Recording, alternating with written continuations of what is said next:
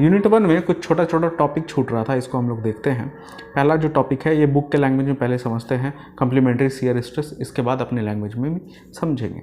Book क्या बोलता है? It state that a set of shear stress across a plane is always accompanied by a set of balancing shear stresses that is of the same intensity across the plane and normal to it। यहाँ पे figure भी आपको दिख रहा होगा, ABCD figure, जिसपे कि shear stress लग रहा है एक टाउ, और इसको बैलेंसिंग शियर स्ट्रेस जो अपोजिट डायरेक्शन में, एक क्लॉकवाइज है तो दूसरा एंटी क्लॉकवाइज है, वो बैलेंस करके रखता है। इसको आप समझते हैं कि यहाँ पे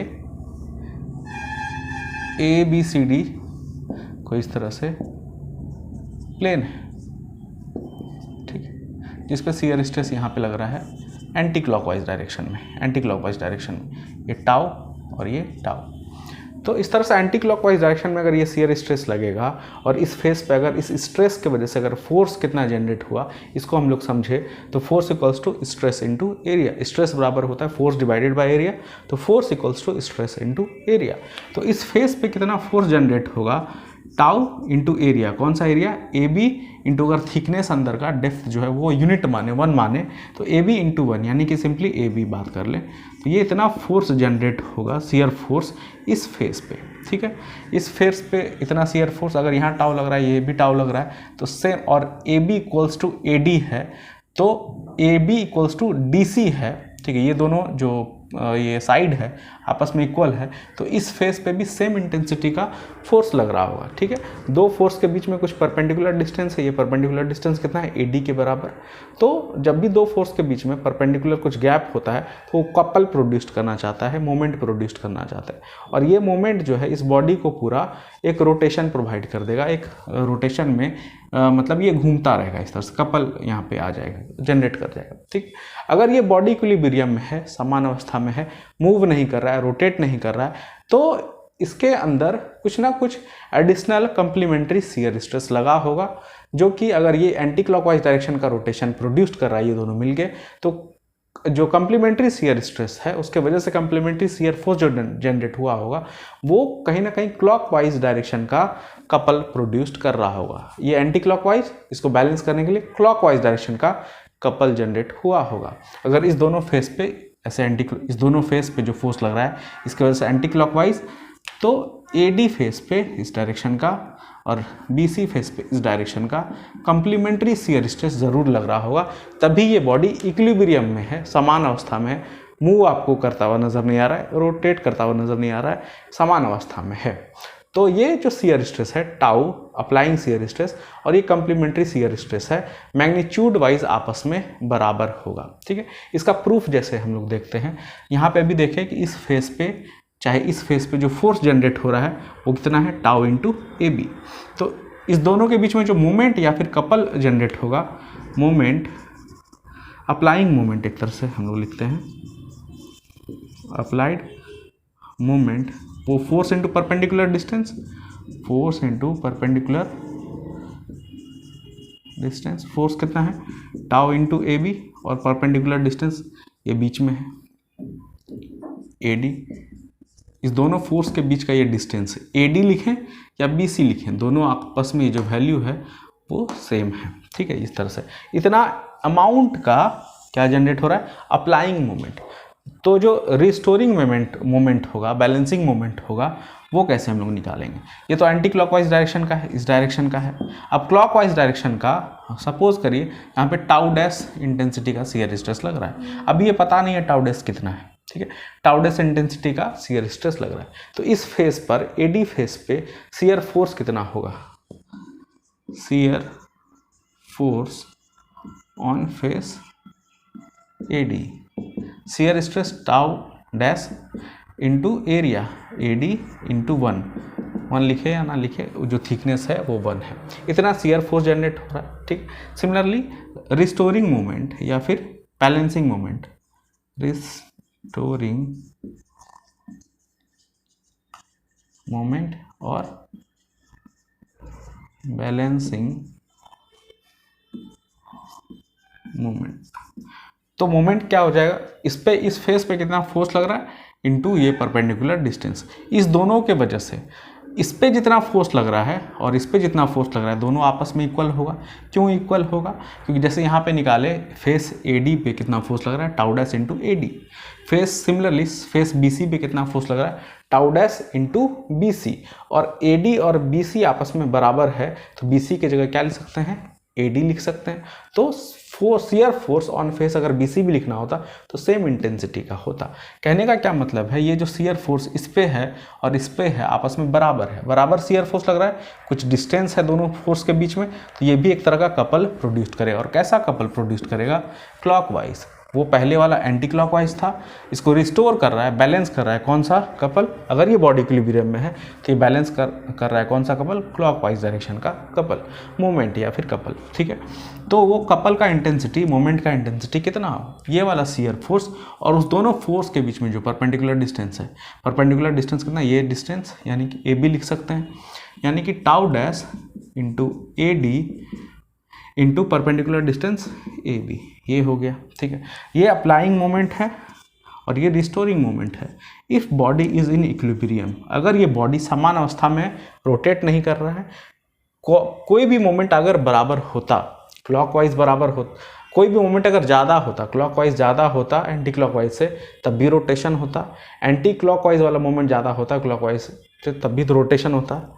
ठीक है, अगर ये बॉडी इक्विलिब्रियम में है तो दोनों मोमेंट आपस में बराबर होगा। मैकेनिक्स का रूल है, अगर कोई बॉडी इक्विलिब्रियम में है तो summation of all moment clockwise minus anti clockwise सबको को अगर जोड़ दे अलजेब्रिक सम, ये मस्ट भी कितना होना चाहिए, 0 के बराबर। ठीक है, similarly summation of force, applied force, reactionary force, सबका समेशन 0 के बराबर, आइदर वो वर्टिकल हो या हॉरिजॉन्टल, सब जगह ये मैकेनिक्स का रूल अप्लाइड होता है इक्विलिब्रियम कंडीशन के लिए। ठीक है, तो अगर ये इक्विलिब्रियम में बॉडी है, if the body is in equilibrium then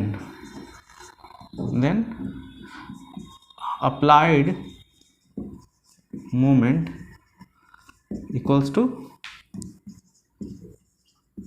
balancing moment, या सिंपली ऐसे बात करें summation of moment equals to 0। तो दोनों को आपस में इक्वल करते हैं। अप्लाइड मोमेंट कितना है, tau into AB into AD, restoring moment कितना है, tau dash into AD into AB। अब देखिए AB यहाँ भी है, AB यहाँ भी है, कटेगा, AD यहाँ भी है, AB है, ये कटेगा। तो फाइनली रिजल्ट क्या आया, tau equals to tau dash. इसी की चर्चा हम लोग कर रहे थे स्टार्टिंग में, और इसको हम लोग टाउ डैश को क्या बोलते हैं, कम्प्लीमेंट्री शियर स्ट्रेस। अगर कोई अप्लाइड शियर स्ट्रेस इस तरह से लग रहा है जिसकी वजह से कपल प्रोड्यूस्ड हो रहा है, अगर ये बॉडी इक्विलिब्रियम में, इस बॉडी को इक्विलिब्रियम में रखना है तो हम लोग को मस्ट भी एक कम्प्लीमेंट्री शियर स्ट्रेस अप्लाई करना होगा, जिसका कि इंटेंसिटी सेम होगा। जितना अप्लाइंग शियर स्ट्रेस का है उतना ही कम्प्लीमेंट्री शियर स्ट्रेस का होगा, तभी ये बॉडी इक्विलिब्रियम में होगा। ठीक है, ये डेफिनेशन था और अपने लैंग्वेज में भी हम लोग इसका प्रूफ के साथ देखे कम्प्लीमेंट्री शियर स्ट्रेस को। अब नेक्स्ट है पंचिंग शियर स्ट्रेस।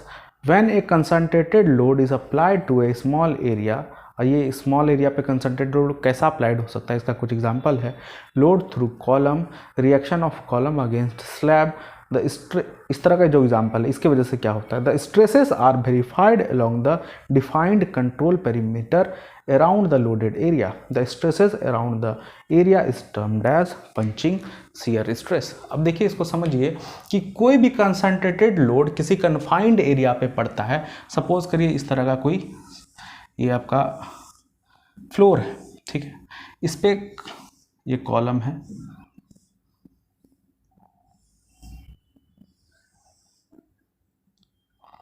कॉलम या फिर पिलर आप इसको बोलें, यहाँ पे लग रहा है ऊपर से, इस पे लोड अप्लाइड है। ठीक है, फ्लोर पे इस तरह से ये फ्लोर है, फ्लोर का भी कुछ ना कुछ थिकनेस होगा, आपके घर में इस तरह का फ्लोर होगा, और बीचों बीच एक कॉलम भी देखे होंगे बहुत जगह। ठीक है, तो कॉलम, अगर इस पे लोड बहुत ज़्यादा लग जाए, ये कंसंट्रेटेड लोड है, किसी भी डिस्ट्रीब्यूटेड लोड नहीं है, किसी पर्टिकुलर पेरीफेरी में, किसी पर्टिकुलर छोटे एरिया में, ये जो डॉटेड और इसको मिला के जो इस तरह से रेक्टेंगुलर या फिर स्क्वायर ये छोटा एरिया बन रहा है, इसी कन्फाइंड छोटे एरिया में बहुत हैवी अगर लोड लगने लगे तो यहाँ पे सुई के जैसा पंच करना चाहेगा। ठीक है, ये कॉलम पूरा का पूरा इसको इतना ही दूर पंचर करके अंदर धंसना चाहेगा, ठीक है।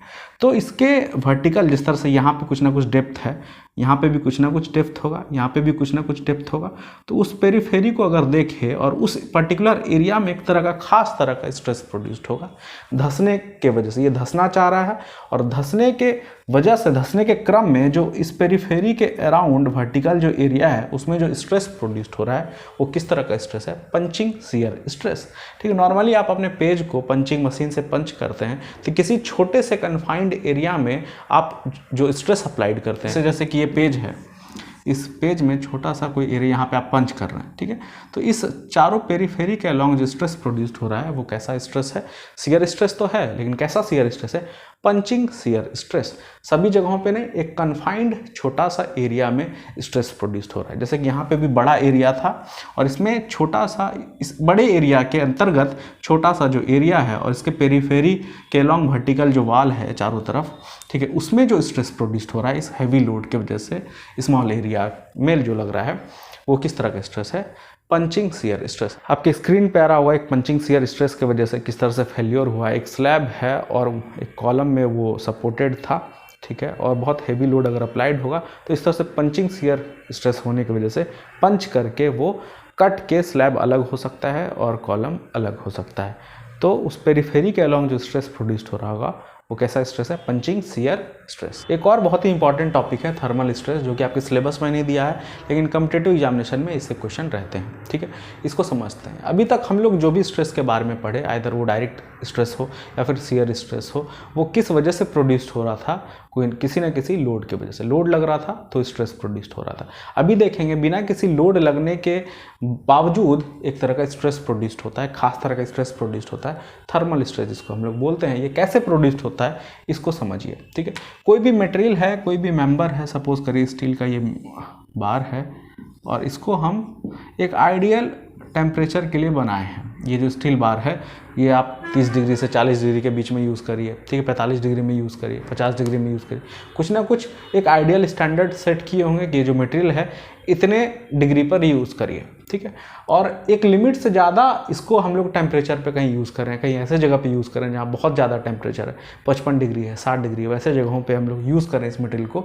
तो कुछ ना कुछ इसमें अगर टेम्परेचर हम लोग आइडियली सपोज करिए 30 डिग्री के लिए इसको बनाए थे, 30 डिग्री सेल्सियस के लिए स्टैंडर्ड टेम्परेचर इसके लिए फिक्स किए थे और इसको प्लेस कर दिया ऐसे जगह पे जहाँ का टेम्परेचर 50 डिग्री है, ठीक है। तो अधिक टेम्परेचर होने की वजह से इसमें कुछ ना कुछ एक्सपेंशन होना चाहेगा, ये बढ़ना चाहेगा, इसका लेंथ कुछ ना कुछ बढ़ना चाहेगा, ठीक है। अगर ये लेंथ बढ़ना चाह रहा है और आप इसको कहीं ऐसे जगह पे प्लेस कर दिए हैं जो कि दोनों तरफ सपोज करिए दीवार है इस तरह से, और ये इसको बढ़ने नहीं दे रहा है, ठीक है। ये टेम्परेचर बहुत ज़्यादा हो रहा है, स्टैंडर्ड था 30 डिग्री फॉर एग्जांपल, यूज़ कर रहे हैं 50 डिग्री सेल्सियस पे, ऐसे जगह पे जहाँ पे का भी टेम्परेचर कितना है 50 डिग्री। तो ये एक्सपेंड होना चाह रहा है और दोनों तरफ वॉल है, किसी तरह का फिक्सिटी है, कोई सपोर्ट है जो कि इसको फैलने से रोक रहा है। जब भी इसको रोक रहा है तो एक तरह का फोर्स अप्लाइड होने लगे अपने, ये एक्सपेंड करना चाह रहा है और इसको एक्सपेंड होने नहीं दिया जा रहा है, रोका जा रहा है, तो एक तरह का स्ट्रेस प्रोड्यूस्ड हो जाएगा। स्ट्रेस प्रोड्यूस्ड दोनों तरफ से कैसा स्ट्रेस? कंप्रेसिव स्ट्रेस प्रोड्यूस्ड हो जाएगा। तो किस वजह से हुआ? थर्मल टेम्परेचर वेरिएशन की वजह से। तो इस तरह का जो स्ट्रेस प्रोड्यूस्ड हुआ ये कैसा स्ट्रेस है? Thermal stress. ज़रूरी नहीं कि हमेशा टेम्परेचर बढ़ने के वजह, कोई ऐसा जगह है जहाँ पे कि माइनस में टेम्परेचर चला गया, सपोज करिए कि 10 डिग्री चला गया, 5 डिग्री चला गया, तो ये मटेरियल जो है स्टैंडर्ड था 30 डिग्री टेम्परेचर पे यूज़ करने के लिए, चला गया 5 डिग्री सेल्सियस, तो ये सिकुड़ना चाहेगा, श्रिंक होना चाहेगा। और चारों तरफ से इसको फिक्स करके रखे हैं, किसी में हम लोग वेल्डिंग करके रखे हैं, ये मुड़ना चाह रहा है, इसका लेंथ जो है घटना चाह रहा है और फिक्सिटी की वजह से ये घट नहीं पा रहा है, ठीक है। तो घट नहीं पा रहा है, वैसे स्थिति में भी एक तरह का टेंसाइल स्ट्रेस प्रोड्यूस्ड होने लगेगा। किसके वजह से? थर्मल वेरिएशन की वजह से। उस तरह का भी जो स्ट्रेस है वो कैसा स्ट्रेस कहलाएगा? थर्मल स्ट्रेस, ठीक है। थर्मल स्ट्रेस कैसे हम लोग निकालते हैं? इसका एक एम्पेरिकल फार्मूला है, जो चेंज इन लेंथ होता है थर्मल वेरिएशन की वजह से होता है अल्फा TL। ये एम्पेरिकल फार्मूला है, कोई डेरिवेशन नहीं है, एक्सपेरिमेंट के बेसिस पे ये फार्मूला आया है। Change in length due to thermal temperature variation DL equals to alpha TL, जहाँ पे अल्फा किया है coefficient of thermal expansion, coefficient of thermal expansion, alpha. अलग अलग मटेरियल का अल्फा का वैल्यू अलग अलग हो सकता है। क्वेश्चन में आपको अल्फा दिया रहेगा अगर डीएल निकालने बोले। टी क्या है? Change in temperature. Change in temperature जितना के लिए सपोज करिए स्टैंडर्ड था और जितना अप्लाइड हो गया, 30 डिग्री के लिए स्टैंडर्ड टेम्परेचर था, 5 डिग्री पे अप्लाई किए तो 30 माइनस 5 यानी कि 25 डिग्री जो हुआ वो 25 यहाँ पे पुट कर देंगे। चेंज इन टेम्परेचर का ये वैल्यू है, ठीक है। स्टैंडर्ड था सपोज करिए 50 के लिए यूज़ कर लिए 30 पे, तो 50 माइनस 30 20 यहाँ पे पुट होगा, ठीक है। एल क्या है? Actual length. ये एल ओरिजिनल लेंथ कितना है, ठीक है। इस तीनों का जो प्रोडक्ट होगा वो निकलेगा चेंज इन लेंथ। अब देखिए चेंज इन लेंथ निकल गया। स्ट्रेन कैसे निकाल सकते हैं? Strain equals to change in length बटे actual length. Change in length alpha T L divided by actual length L. L L cut गया, ये अल्फा और टी जो बचा ये एक तरह का क्या है? स्ट्रेन है, ठीक है। अगर इस मटेरियल को फ्रीली एक्सपेंड होने के लिए छोड़ दिया जाए, किसी तरह से फिक्स्ड नहीं किया जाए, ना किसी तरह का वॉल है, सपोर्ट है, फिक्सिटी कुछ भी नहीं है, अगर फ्रीली एक्सपेंड होने के लिए छोड़ दिया जाए, टेम्परेचर का वेरिएशन हो रहा है और इसको रख दे बस किसी प्लेस पर, दोनों तरफ से बांधे नहीं, अगर ये फ्रीली एक्सपेंड हो रहा है तब तो किसी तरह का स्ट्रेस प्रोड्यूस नहीं होगा। लेकिन अगर फ्रीली एक्सपेंड होने नहीं दिया जा रहा है, रोका जा रहा है, तब जाके थर्मल स्ट्रेस प्रोड्यूस्ड होगा, ठीक है। ये कॉन्सेप्ट ध्यान रखिएगा। तो यहाँ पे स्ट्रेन जो है alpha T, change in length जो है अल्फा टी एल। अब बचा क्या? Stress, thermal stress. Thermal stress ये कितना होगा? अगर स्ट्रेन पता है, stress equals to strain into modulus of elasticity, तो मॉडुलस ऑफ इलास्टिसिटी को स्ट्रेन से मल्टीप्लाई करेंगे तो क्या पता चल जाएगा? Stress.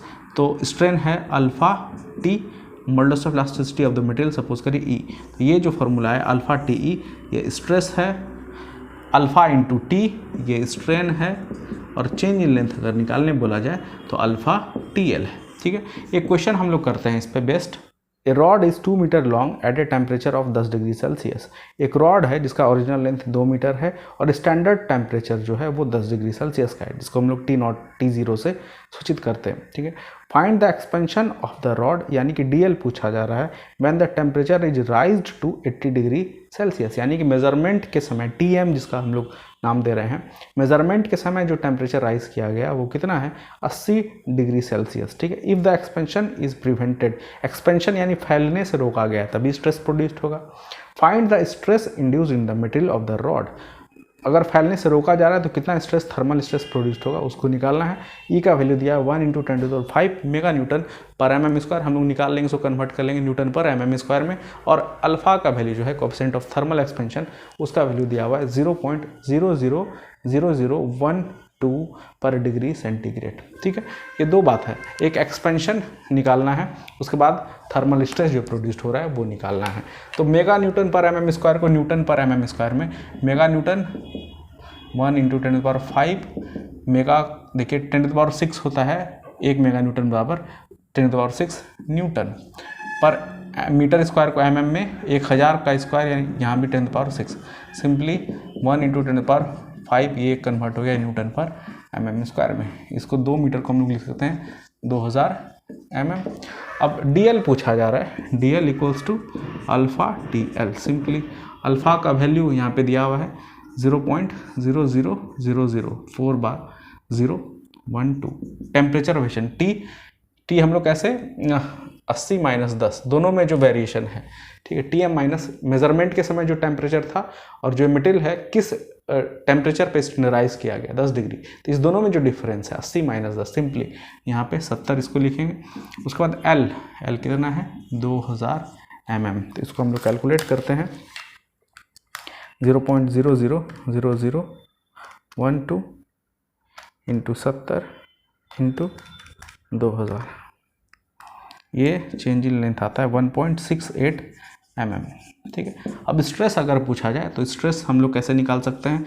Thermal stress alpha, formula भी आया था अल्फा TE, अल्फा का वैल्यू भी दिया हुआ है क्वेश्चन में, T 70, ई का वैल्यू यहाँ पे 1 × 10⁵।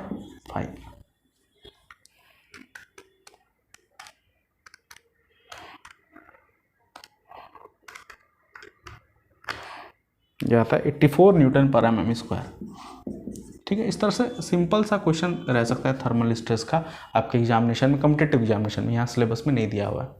अब बियॉन्ड द सिलेबस और कुछ इंपॉर्टेंट टॉपिक है, जैसे कि ये टैपरिंग सेक्शन है, इसमें भी कभी कभी चेंज इन लेंथ पूछा जाता है, स्ट्रेस कितना डेवलप कर रहा है, ये सब चीज़ पूछा जाता है। टैपरिंग सेक्शन इस तरह से फ्रस्टम टाइप का हो सकता है, बाल्टी टाइप का हो सकता है। यहाँ पे कुछ अलग डायमीटर है, सपोज करिए D1 ये सर्कल का, और यहाँ पे जो डायमीटर है वो D2 है, ठीक है। और जो फोर्स अप्लाइड हो रहा है P इंटेंसिटी का फोर्स अप्लाइड हो रहा है। स्वाभाविक सा बात है, यहाँ पे स्ट्रेस ज़्यादा होगा क्योंकि यहाँ का एरिया कम है, और यहाँ का स्ट्रेस कम होगा क्योंकि यहाँ का एरिया ज़्यादा है। एरिया के इन्वर्सली प्रोपोर्शनल होता है स्ट्रेस। तो स्ट्रेसेस तो दोनों एंड पे इजीली निकल जाएगा, एरिया दिया हुआ है। लेकिन अगर इसका लेंथ L है, लोड अप्लाई हो रहा है, यहाँ पे P इंटेंसिटी का, D1 D2 डायमीटर है, तो चेंज इन लेंथ इस तरह का सेक्शन, इसको टैपरिंग सेक्शन, टैपर्ड कर गया है, यूनिफॉर्मली टैपर्ड, ऐसे हैप्पजार्ड वे में टैपर नहीं है, एक समान रूप से टैपर किया है, मतलब डायमीटर रिड्यूस हुआ है इसका, कुछ ना कुछ ये स्ट्रेट लाइन में रिड्यूस हुआ है, यूनिफॉर्म वे में रिड्यूस हुआ है, और D1 से कम होते होते D2 पे पहुंच गया।